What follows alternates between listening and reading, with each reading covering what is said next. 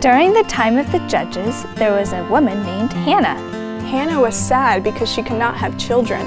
In those days and in that culture, the men had 2 wives. Hannah's husband, Elkanah, had another wife named Peninnah. She could have kids, but Hannah could not. Peninnah would mock and make fun of Hannah, for she was unable to have kids.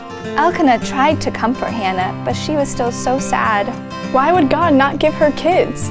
Did God know? Did God care? Yes, he did. Hannah went to the tabernacle where people went to worship God. At the tabernacle, Hannah prayed. She took her sadness and problems to God. Hannah asked God for a child. She promised God that if she got a son, she would devote him to God's service. Hannah prayed so passionately that Eli the priest thought she was drunk. But that wasn't the case. She was enthusiastically talking to God.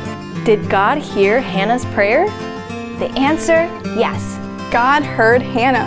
God answered Hannah. God used Eli the priest to tell Hannah to go in peace. The God of Israel will grant your petition.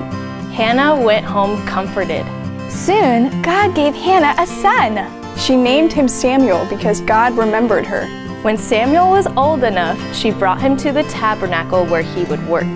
God hears all of our prayers. God answers our prayers. Sometimes the answers aren't always what we want.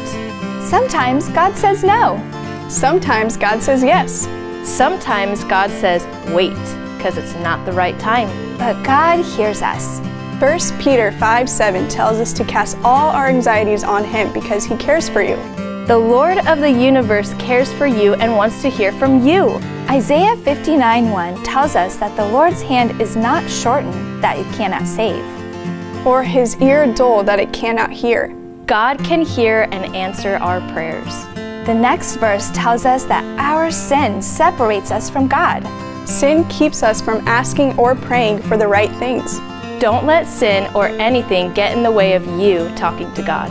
Go to the Lord in prayer. He loves you and wants you to call out to him.